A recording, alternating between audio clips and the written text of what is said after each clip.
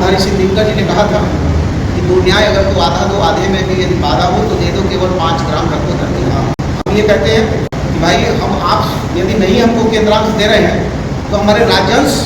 पर तो हमला मत करो, इतना भी तो जुल्म मत करो कि हम जो है बागी हो जाए। तो ये कहाँ का न्याय होगा कि कोयला हमारा और दिल्ली की पत्तियाँ हमारे कोयले से चल रही हैं, सोना हमारा दिल्ली का खजाना भर रहा है, यूरेनियम हमारा दिल्ली सरकार उसे खड़ी है, तांबा हमारा, पीतल हमारा, लोहा हमारा, और हमको क्या मिलेगा? हमको मिलेगा जो ये उत्खनन करेंगे उसका धूल मिलेगा, उसके उत्खनन के क्रम में जो हमारे कोयले को धोकर ये ले जाएंगे तो हमारी नदियों के जो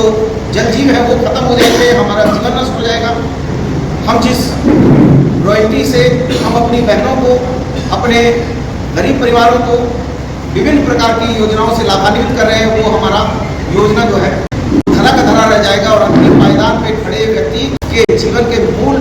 चूल जमीन ताक पर रह जाएगा। मैं आपके माध्यम से जरूर पूछना चाहता हूँ भारतीय जनता पार्टी के उन सांसदों से, उन विधायकों से जो हमारे झारखंड के हैं,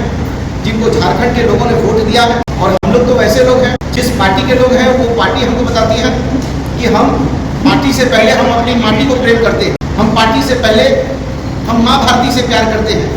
तो जो इनके सांसद और विधायक चुन के, जो जनता ने चुन कर इनको भेजा है, जब ये काला कानून लागू हो रहा था तो उनके मुंह में दही क्यों जम गया था? वो इतने निष्ठुर और निर्दयी कैसे हो गए थे? कैसे उनके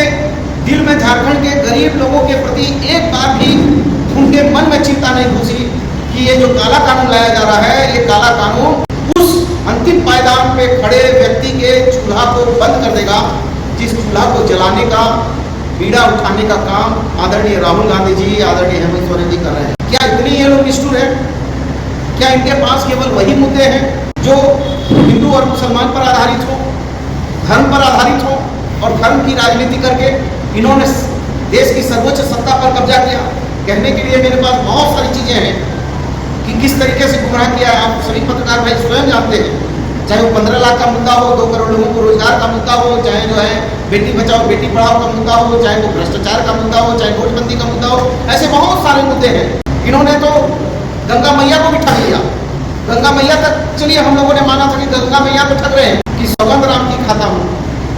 और सौगंध राम की खाने वाले लोग ये झूठे राम भक्त लोग हैं। इनके अंदर में मर्यादा पुरुषोत्तम श्री राम के प्रति न कोई प्रेम है, न कोई श्रद्धा है, न कोई विश्वास है, और इन्होंने